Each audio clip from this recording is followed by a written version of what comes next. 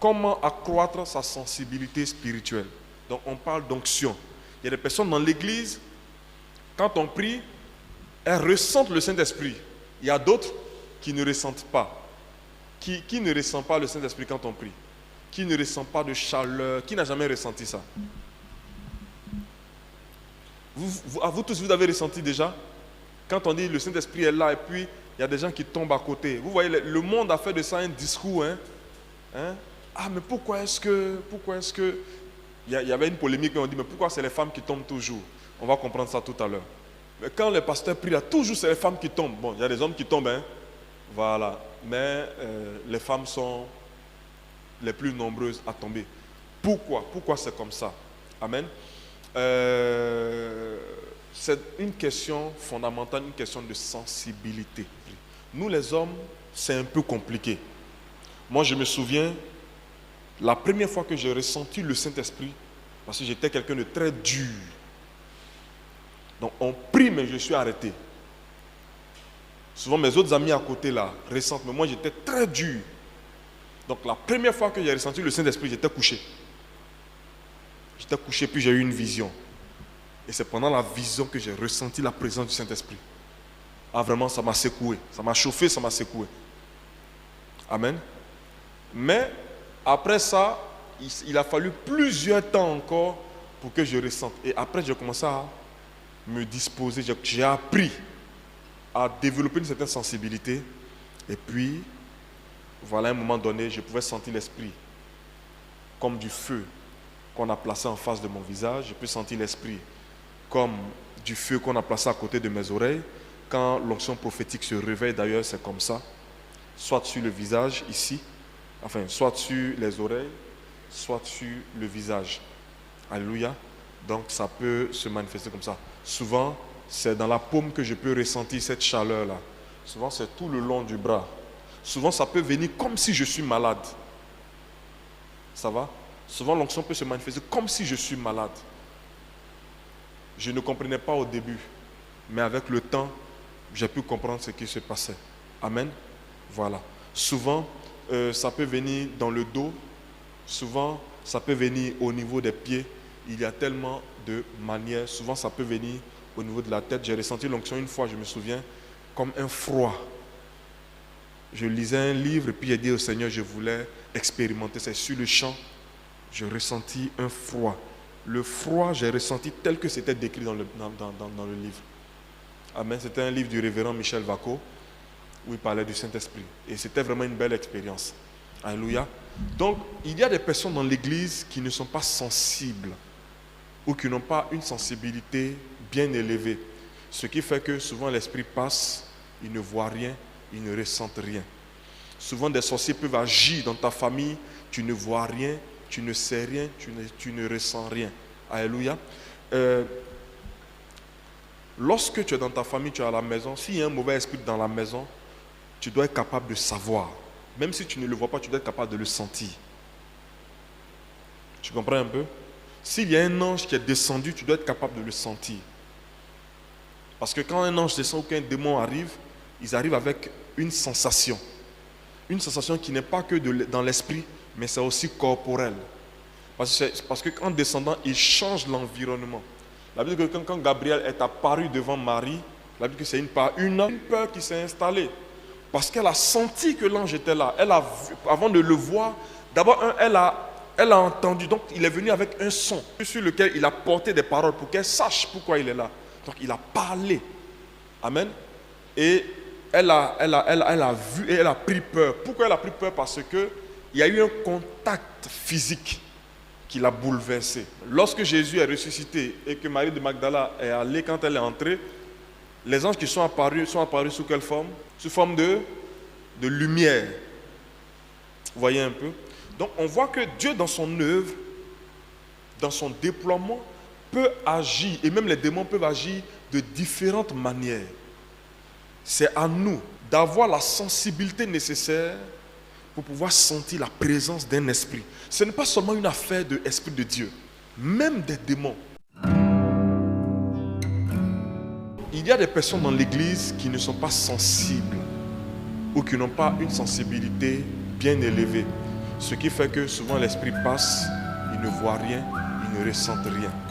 Souvent des sorciers peuvent agir dans ta famille, tu ne vois rien, tu ne sais rien, tu ne ressens rien. Une année, je me souviens, on avait fait un enchaînement de mariages. Et puis, je suis rentré le samedi soir au dernier mariage, le 17 janvier. Je suis rentré à la maison tout fatigué. Je me suis couché sur la table d'études au salon. Les parents n'étaient pas là. Papa était parti au village, tout ça. Donc moi, j'étais couché. Et j'ai fermé les yeux, je ne dormais pas. Mais j'ai senti une certaine lourdeur m'envelopper. Donc j'ai pris peur, j'ai ouvert les yeux. Mais je ne voyais rien dans la maison. Mais je sentais et j'entendais des gens dans la maison. Donc j'ai senti que la porte s'est ouverte. Mais je ne pouvais pas bouger pour voir. Et j'ai entendu des pas, des personnes qui sont rentrées dans la maison. Et puis à un moment donné, ils ont commencé à pleurer comme si on était à la funéraille. Donc visiblement, c'était un esprit de mort qui m'avait visité. J'étais tout jeune dans la foi, donc j'ai pris peur. Et j'ai commencé à prier dans le cœur, Seigneur, aide-moi, Seigneur, aide-moi, jusqu'à ce que ça sorte maintenant sur les lèvres. Et l'esprit ce démon-là m'a relâché. Quand je me suis levé, les amis, je suis sorti, j'ai fermé la porte, je suis allé dormir à l'église. Parce que tous mes frères s'y trouvaient, j'ai dit, bon, comme il y a longtemps, ça fait un moment que je ne suis pas à la maison, les parents ne sont pas là, je vais venir dormir à la maison samedi soir. Et c'est ça que vous me faites. D'accord, je me suis levé tout doux, je suis parti à l'église. Ça, tu es déjà revenu déjà. Ça, c'est papa César. Aïe, mon fils, tu es déjà revenu. J'ai dit, oui, je suis revenu. Il y a quoi? Oh, il avait eu la vision. Il dit, à cause de petite attaque là, tu es revenu. J'ai dit, hey, comment tu as su? Il dit, hey, pendant que ça se passait, Dieu me montrait. On a commencé à rire. Mais voici un peu quelques expériences. Mais si je n'avais pas cette sensibilité spirituelle, il est clair que le démon qui était rentré allait faire des dégâts, laisser une malédiction dans la maison, partir. Quelqu'un arrive. Après ça, on est revenu, on a prié dans la maison. Mais il fallait voir, il fallait sentir ce qui se passait. Alléluia. Pourquoi? Parce qu'il y avait une sensibilité spirituelle. Je suis entré un jour dans un bureau et puis, je ne sais pas, moi j'aime beaucoup taquiner les personnes. Hein. Quand je suis entré, la dame qui était, ah bonjour madame, ça va? Et puis, on s'est salué. Quand on s'est salué, il y a un froid glacial qui m'a envahi. Et j'ai dit à la dame, fais beaucoup attention parce que la mort rôde autour de toi. La dame a commencé à pleurer. Elle dit, le dimanche passé, on me l'a dit à l'église. Le pasteur même m'a mis sous jeûne. Voilà. Donc vous voyez un peu, s'il n'y avait pas de sensibilité spirituelle, je n'allais pas pouvoir discerner ce qui se passait dans sa vie. En touchant, en disant Yasmine, salue-moi, je prends contact avec elle, pas seulement sur le plan physique, mais aussi sur le plan spirituel. Donc à partir de sa simple condition corporelle, je peux savoir quelle influence elle subit. La première fois que je l'ai rencontrée, que je priais, sa maman n'a même pas eu besoin de me dire « Voici son problème. » Ma fille, ça va? Elle dit « Oui, papa, ça va » avec un visage un peu triste. Rien que ça, j'ai compris tout de suite quel était le problème. Vous voyez un peu? Parce qu'il y a une bonne sensibilité spirituelle. Beaucoup de chrétiens ne sont pas sensibles. C'est pourquoi les démons rentrent dans nos vies, ils font des dégâts, on n'est même pas au courant. Et puis ils sortent. J'ai pris conscience de ce message sur la sensibilité spirituelle lorsque j'ai été victime de paralysie faciale en 2019. Je dors, je me réveille un matin, je suis paralysé au niveau du visage. Donc je vais à l'hôpital, j'ai commencé d'abord par aller à l'hôpital mère-enfant. On me fait des examens, on confirme effectivement que c'est une paralysie faciale. Mais les examens qu'on me fait, ils disent qu'ils ne savent pas parce qu'ils ont fait la tension est normale. Ils ont fait la glycémie est normale. Donc ce n'est pas un début de diabète, ou bien ce n'est pas une influence de diabète, ce n'est ni la tension. Qu'est-ce qui s'est passé? Donc moi, je cherchais forcément à comprendre. Donc c'est un doyen, celui qui me traitait, à Bobo qui m'a dit, mon fils, c'est un infirmier depuis les années combien là-bas? 89, 90 là. C'est lui qui m'a dit en fait, souvent la tension peut monter brutalement, faire des dégâts et puis revenir à la normale. Et il a commencé à me décrire certaines choses. Est-ce que tu sentais ça avant d'avoir ça? Est-ce que tu avais commencé à sentir? J'ai dit oui, effectivement. Il dit, tu as eu mal à l'oreille? J'ai dit oui. Il dit, tu as eu mal au niveau de la nuque? J'ai dit oui. Il dit voilà. Ce sont des signes qui montraient que la tension montait. Mais tu ne connais pas. Tu ne sais pas. Donc tu n'as pas pris les dispositions. Il m'a dit, mais quand tes oreilles te faisaient mal, qu'est-ce que tu as fait? Il dit, je suis allé à la pharmacie. On m'a prescrit un médicament. Il dit, bon, le pharmacien ne sait pas. Si j'avais pu discerner très tôt ces signaux-là, peut-être que je me serais mis à l'abri du mal que j'ai. Et par là, j'ai compris que bien souvent, il y a des mouvements qui se passent dans notre environnement, mais on n'est pas suffisamment aiguisé du point de vue sensoriel pour capter. Avant d'avoir ça, est-ce que tu avais commencé à sentir? J'ai dit oui, effectivement. Tu as eu mal à l'oreille? J'ai dit oui. Et tu as eu mal au niveau de la nuque? J'ai dit oui. Il dit voilà. Ce sont des signes qui montraient que la tension montait.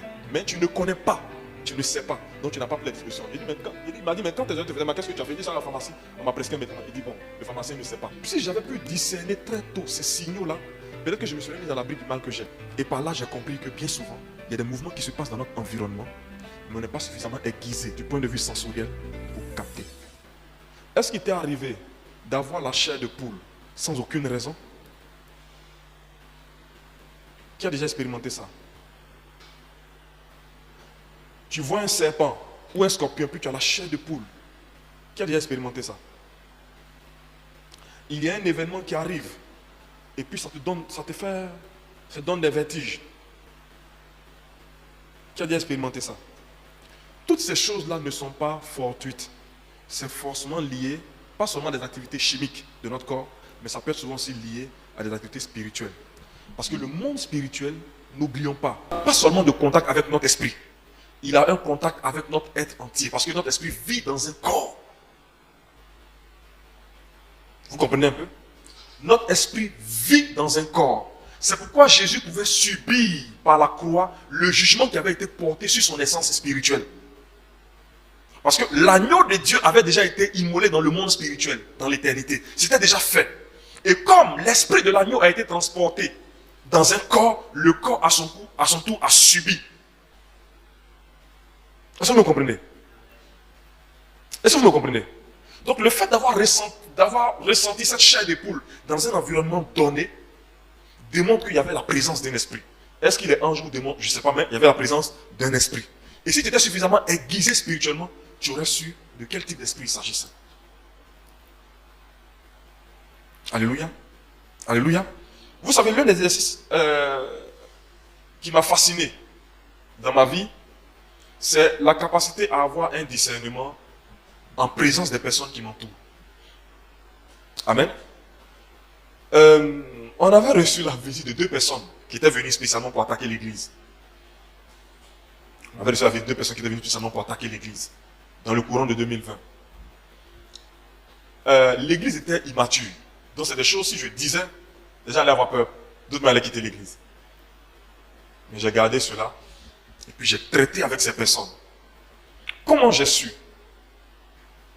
Les 2 personnes sont venues. Elles étaient dans l'église. Elles s'asseyaient toujours à la même place. Ce qui n'est pas mauvais apparemment. 2, elles s'asseyaient toujours ensemble. Ce qui n'est pas mauvais, on peut dire que c'est une certaine affinité qui a été développée. C'est bon, il n'y a pas de souci. Et un jour, pendant que j'exerçais le ministère, je m'approche de la rangée, pendant qu'on est en train de prier. Il y a une odeur de viande pourrie qui remonte à mes narines. Quand j'arrive à leur niveau. Donc, je me suis retiré pour voir si c'est un problème. Et puis, je suis revenu encore. Et puis, ça s'est passé. Donc, je suis remonté sur la chaise et j'ai demandé à Dieu, mais Seigneur, qu'est-ce qui se passe? Qu'est-ce qui se passe? Pourquoi cette odeur? Donc, vous voyez que je pouvais ne pas être sensible à cette odeur. Ceux qui étaient autour n'étaient pas sensibles à cette odeur.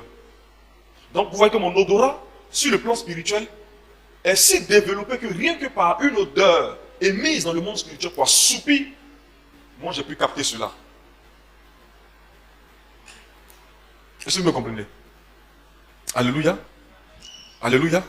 C'est très important. C'est très important. Souvent nous avons des personnes qui sont dans nos maisons, qui pratiquent la sorcellerie. Mais on ne prend pas garde. On ne discerne même pas.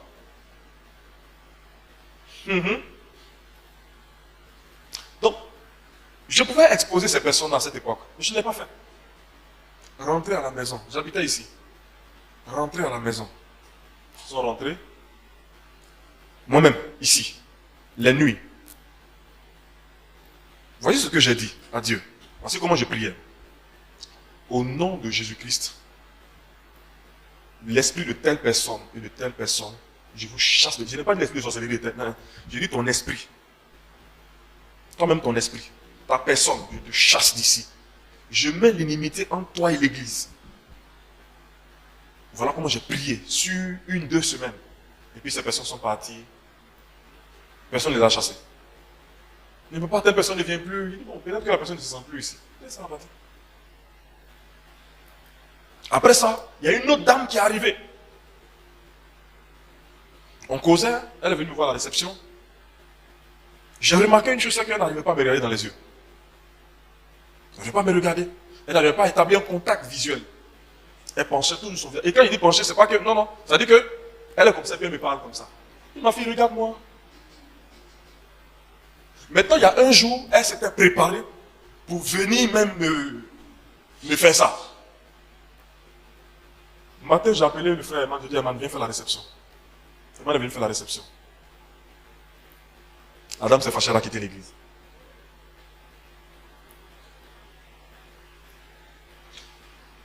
Le pasteur ne s'occupe pas de ses fidèles. Ça, c'est le motif qu'on va donner. Mais le vrai motif, c'est pas ça. Comment je suis parvenu à découvrir toutes ces choses? C'est par la grâce de Dieu. En ayant aiguisé une certaine sensibilité sur le plan spirituel. Et un jour, pendant que j'exerçais le ministère, je m'approche de la rangée. Il y a une odeur de viande pourrie qui remonte quand j'arrive à leur niveau. Donc, je me suis retiré pour voir si c'est un problème. Et puis, je suis revenu encore. Et ça s'est passé. Donc, je suis remonté sur la chaise et j'ai demandé à Dieu, mais Seigneur, qu'est-ce qui se passe? Ceux qui étaient autour n'étaient pas sensibles à cette odeur. Donc, vous voyez que mon odorat, sur le plan spirituel, est si développé que rien que par une odeur émise dans le monde spirituel pour assoupir, moi, j'ai pu capter cela. Mais on ne prend pas garde. On ne discerne même pas. Donc, je peux savoir qui tu es, ce que tu fais, comment tu fais. Je ne te parle pas, je te regarde, je te souris. Et souvent, je vais jusqu'à te confier des responsabilités. Parce que les responsabilités que je te confie, ce sont des pièges. Tu ne fais pas bien, ça va accélérer ta mort. Ou bien ça peut t'emmener à la repentance. J'ai toujours eu une attitude très décomplexée envers l'essentiel. Nous sommes dans un monde qui est à 90% géré par le spirituel. Donc ne pas avoir une vie spirituelle. Regardez même les boss dans les quartiers. Qu'est-ce qu'ils font? Ils vont chercher les choses. Pourquoi ils vont chercher les choses pour se protéger? Même jusqu'au plus haut sommet de l'État. Même les blancs vont chercher ça pour se protéger. Pourquoi? Parce qu'ils ont compris que le monde est géré à 90% par le spirituel. Et souvent, malheureusement, c'est l'église, nous chrétiens, qui sommes dans la réalité de la vie spirituelle, qui ignorons que le monde spirituel est une réalité pour nous. On ne fait pas attention à quoi que c'est ça. Notre corps, sur notre corps, il y a ce qu'on appelle des capteurs sensoriels. Si je prends ce micro, tends la main comme ça. Tends la main comme ça. Si je prends ce micro, tu as senti quelque chose? Tu as senti quelque chose quand il fait ça. Pourquoi il a senti? C'est parce qu'il a eu le contact avec quelque chose. Est-ce que le poids de la chose a contribué à ça? Donc c'est normal, puisque la chose est lourde, donc quand on dépose comme ça, il va le sentir. Mais pourquoi quand une fourmi tombe sur lui, il est au courant qu'une fourmi est tombée sur lui? Parce qu'en marchant, la fourmi chatouille. Pourquoi on sent ce chatouillement-là? C'est pour nous apprendre que les capteurs corporels sont très sensibles. Très sensibles. Et répondent à la moindre excitation. Très sensibles. On touche même le poil qui est sur ton corps, tu sais. Donc si vous voulez comprendre le principe de la sensibilité spirituelle, commencez d'abord par comprendre le mécanisme de la sensibilité corporelle. Un corps n'a pas besoin d'être agressé pour réagir. Agressé dans le sens extrême du terme. Mais même une toute petite stimulation, un tout petit contact, même d'une fourmi, clairement, visiblement, montre que tu as une réaction. Pour quelle raison? Parce que les capteurs corporels sont très sensibles. Donc si les capteurs corporels sont sensibles, pourquoi ton esprit n'est pas sensible? Le fait que ton esprit ne soit pas sensible, c'est un danger. Lorsqu'on anesthésie une partie de ton corps pour faire une opération, est-ce que tu sens la douleur de l'opération? Beaucoup de chrétiens ont leur esprit anesthésié. Toujours au niveau du corps humain, voilà, c'est ce que je disais, j'ai été victime de paralysie faciale. La conséquence de cette paralysie faciale aujourd'hui, c'est que même quand le vent souffle, je suis capable de sentir cette partie de mes lèvres là réagir. Tant que je ressens le vent sur cette partie, c'est pas comme ça que je ressens le vent ici. Je ressens le vent ici différemment. Pourquoi? Parce que les capteurs de cette partie des lèvres sont devenus plus actifs. Donc même quand on me coiffe et qu'on arrive là où on doit nettoyer la moustache, je sens la douleur. Alors qu'ici, c'est normal. Quand tu glisses la main comme ça, je sens.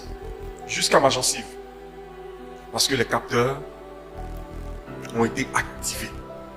Si tes capteurs sensoriels sont activés sur le plan spirituel, tu ne passeras plus à côté d'une situation spirituelle ou d'un mouvement spirituel en vigueur. C'est pourquoi souvent on discerne mal les problèmes. Vous savez, vos problèmes peuvent venir de Dieu et être exécutés par le diable. Je reprends. Votre problème peut être ordonné par Dieu, mais exécuté par le diable. Quand on prend l'exemple de Job, il est ordonné que tu peux faire du mal, qu'il faut arracher tout à Job, même sa santé. Mais ce n'est pas Dieu qui exécute ça. C'est le diable qui vient exécuter ça. Donc Dieu peut prendre des décisions que le diable exécute.